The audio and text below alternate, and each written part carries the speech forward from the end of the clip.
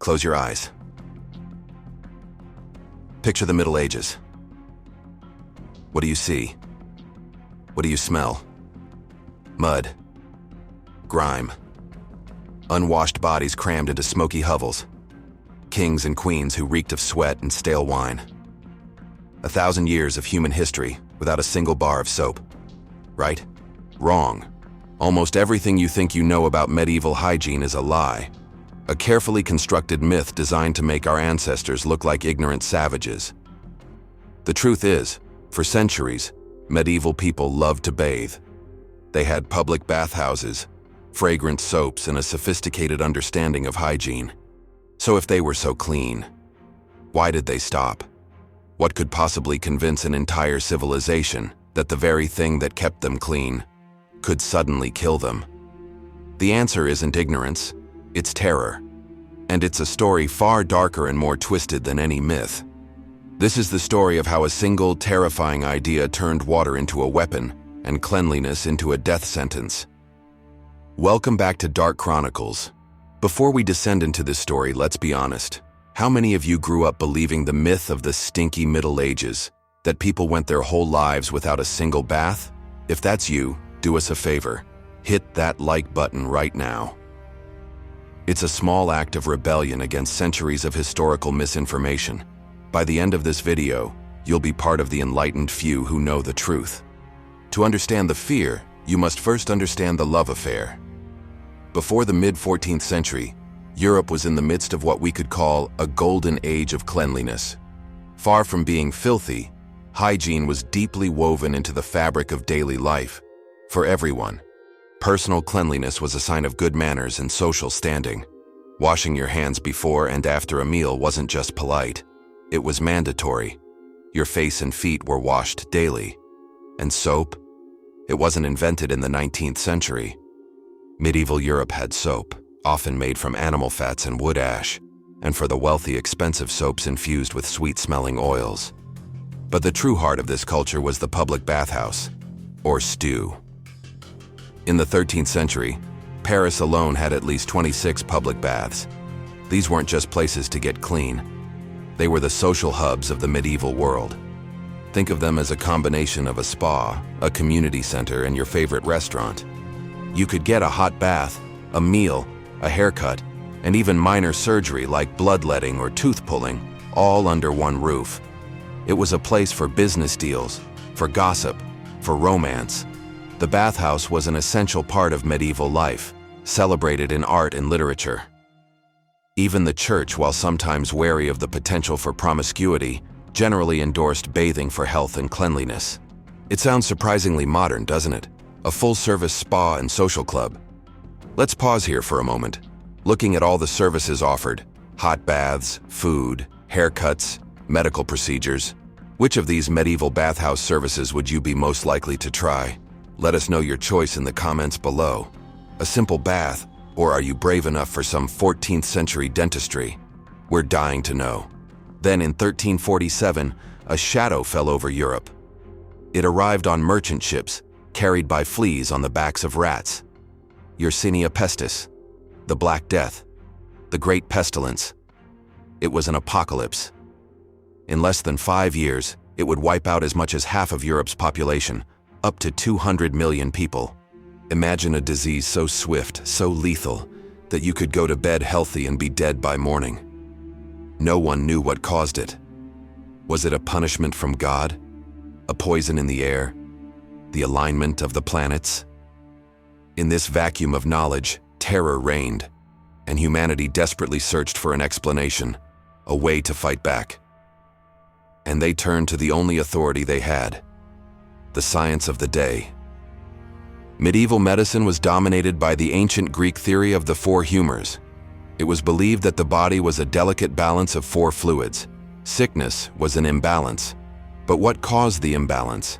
The leading theory was miasma, or bad air. They believed that disease was a poisonous vapor that emanated from rotting matter, swamps, or even the breath of the sick. If this miasma entered your body, you would fall ill. And this is where our story takes its dark turn. The doctors of the Faculty of Medicine in Paris, the most respected medical institution in the world, came to a terrifying conclusion. What, they asked, was the easiest way for miasma to enter the body, through the pores of the skin? And what activity, more than any other, opened up those pores? Bathing in hot water.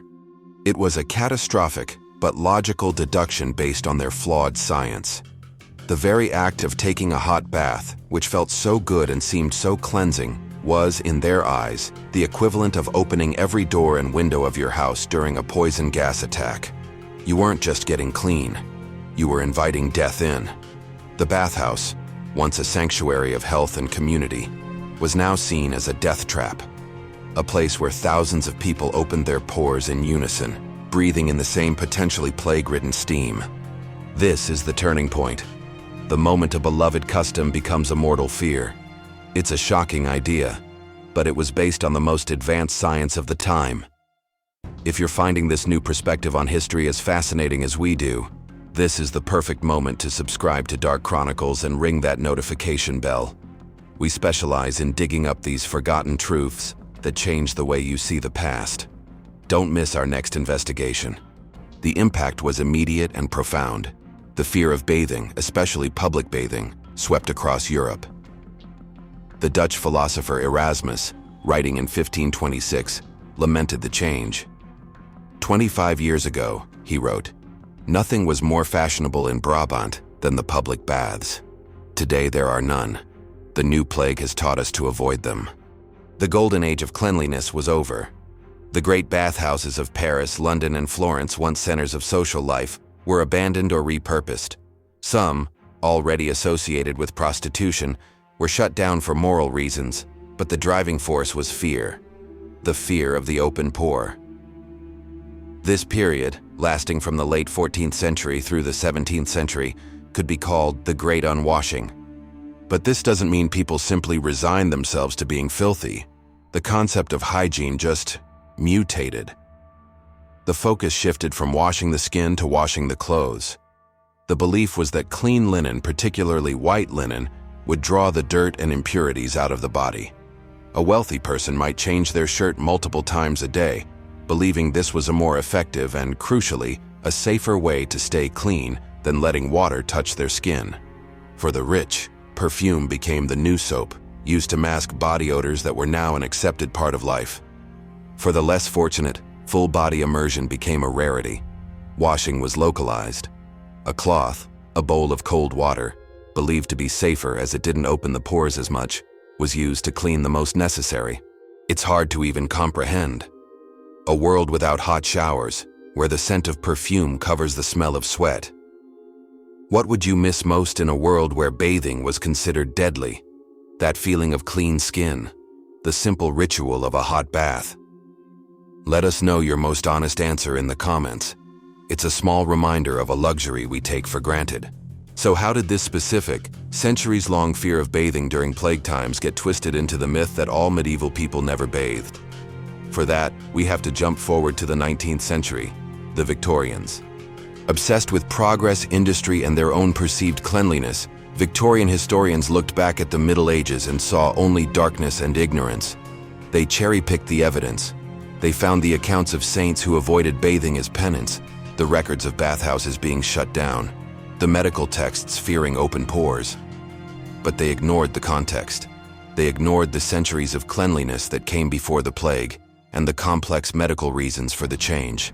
They flattened 1,000 years of complex history into a single, simple, and insulting caricature: the unwashed, ignorant medieval peasant. It was a perfect piece of propaganda. It made the Victorians feel superior, modern, and civilized. It confirmed their belief in linear progress. And the myth was so powerful, so simple, that it stuck. It was repeated in books, taught in schools, and immortalized in movies. This is how historical lies are born. They start with a kernel of truth, get stripped of their context, and are repeated until they become fact. You now know the real story. Help us debunk this myth. Share this video with one person you know who still believes in the stinky Middle Ages. Be the one who sets the record straight. The story of why medieval people feared bathing is not a story of stupidity.